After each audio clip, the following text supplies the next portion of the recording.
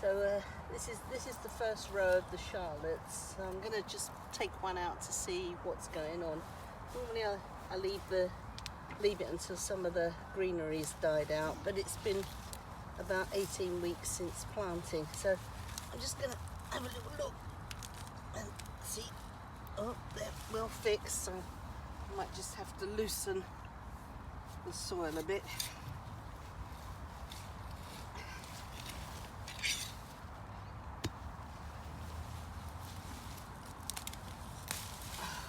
Well, beautiful. Look at those.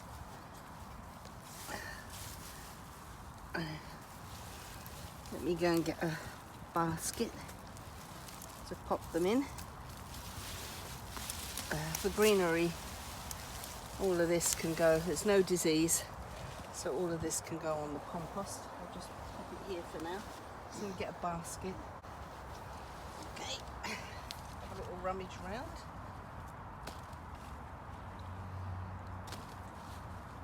Come over here.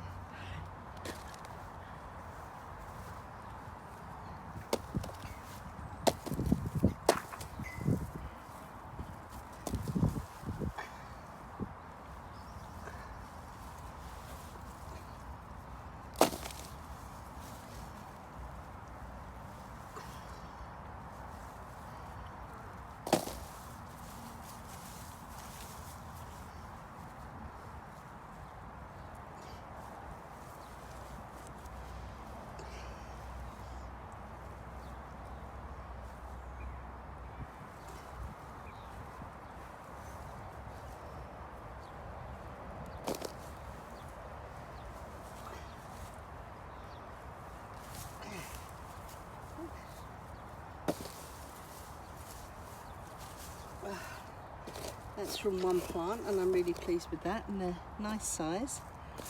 The first plants tend not to give such a big yield because they're close to the path anyway, so I'm really pleased. So we might just lift a few of these Charlotte potatoes so we have some at home. And I don't wash them because they go into store, but I'll lay them out in the sun to dry them and cure them, so that's getting the skins to get a bit hard, and then we'll put them into store.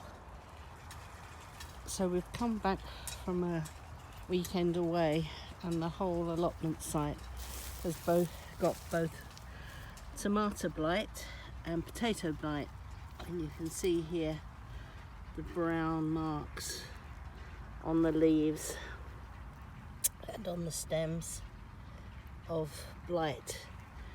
So we've lifted one row of potatoes so that we could eat them, but I'm just cutting off now all the tops of these potatoes, and if you didn't have blight and you cut the tops off and leave them in the soil, the potatoes cure in the ground. We could do that, but my hunch is that this blight is quite bad. So what I would do is cut all the tops off, take them home and destroy them in the brown bin so that they go to the council waste and not in the compost. Whatever you do, don't put it in your own compost because these are spores. And we'll leave the potatoes in for a couple of days, and then I shall gradually lift them all, because if the blight has gone into the potatoes, it will affect how they are stored, and they may not store. And normally we grow our potatoes that last us till the following March, so now we're quite worried that we're going to be very short of potatoes. The row that we lifted, the crop was very small, not as heavy a yield as normal, but the tomatoes have got it as well, so I'll show you that in another video. But keep an eye on your potatoes. With all the rain that we've had and the warmth, the humidity, it's just completely wiped our whole site. We won't have any tomatoes at all this year. We're having to pull them all out before they've even cropped.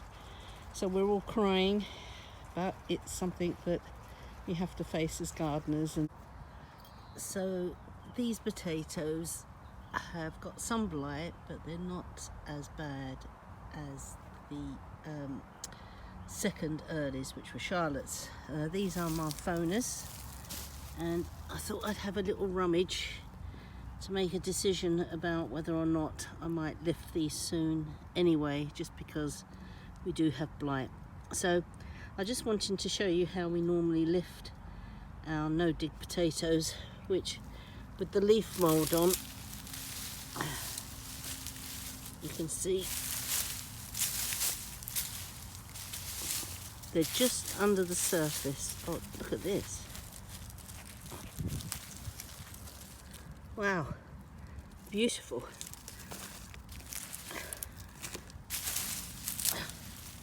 Lovely. Oh, look at that. So this is how we normally crop our no-dig potatoes, and you don't have to dig the soil. We just rummage around and they're on the surface. So yeah, but I need two hands to do it, I'm afraid. So I just wanted to give you a little view, and I must buy a tripod. Okay, everybody. I'll show you some other things in a minute. I'll be back with you.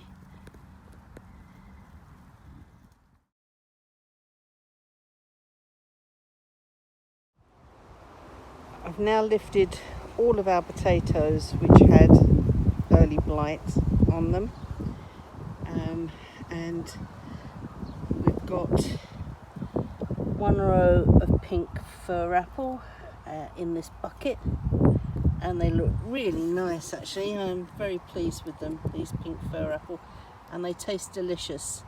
And I know people say to me often, how do you peel them? Well, you don't. Just boil them in their skins, and when they're cooked they come off really easily, but we don't even bother with that. We just eat them with their skins on, because there's lots of nutrition in the skins. So that's about 10 potatoes. They're not as big as normal, but given that we've had early blight, I'm really pleased with them.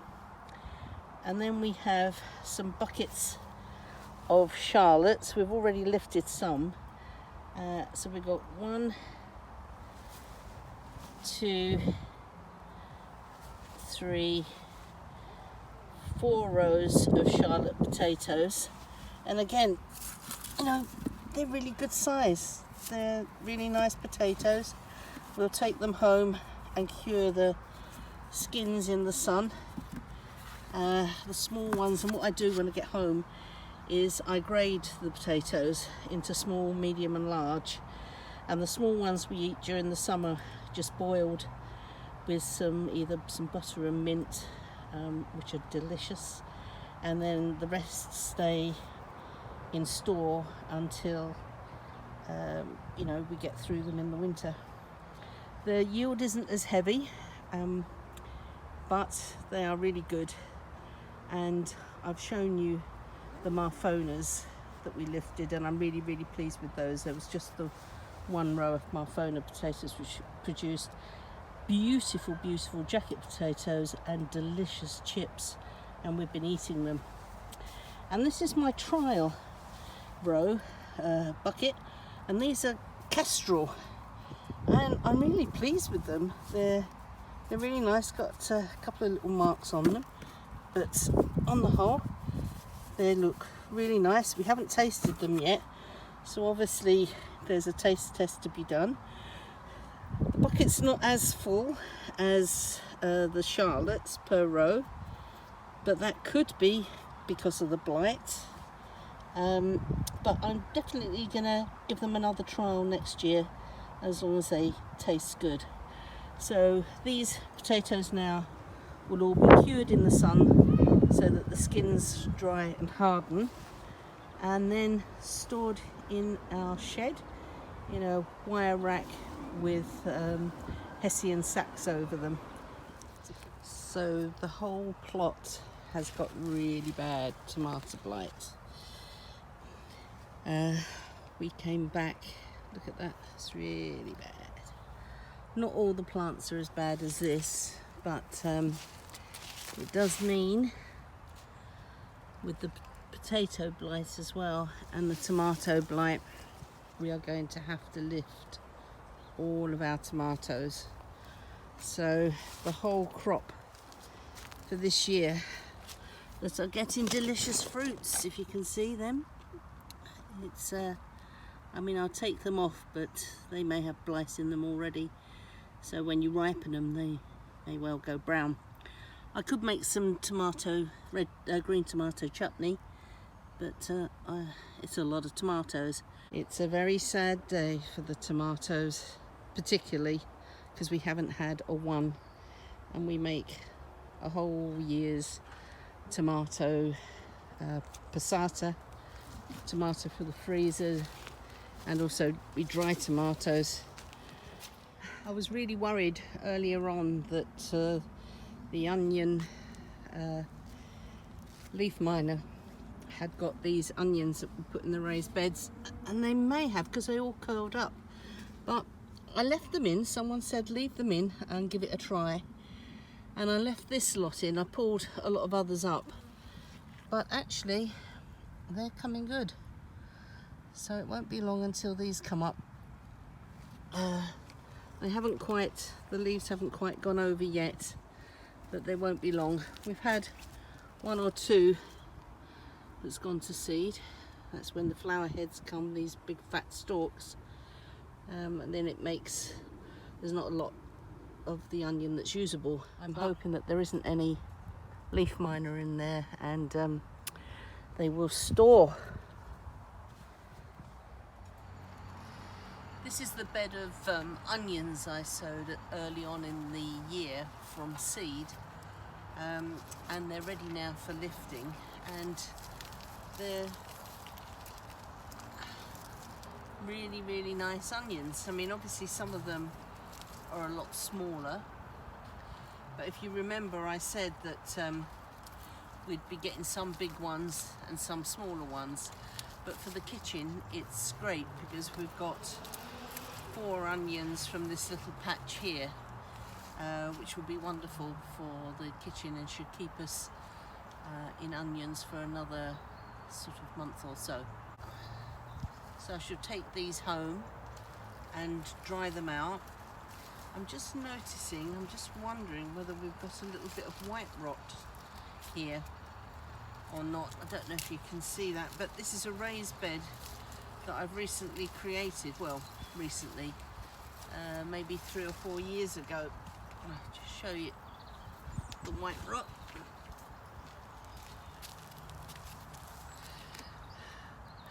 So this may be a little bit of white rot in this bed, so I'm going to have to be careful. These seem to be very clean, because I don't really want to get white rot in this bed, as I want to grow maybe some garlic here this autumn,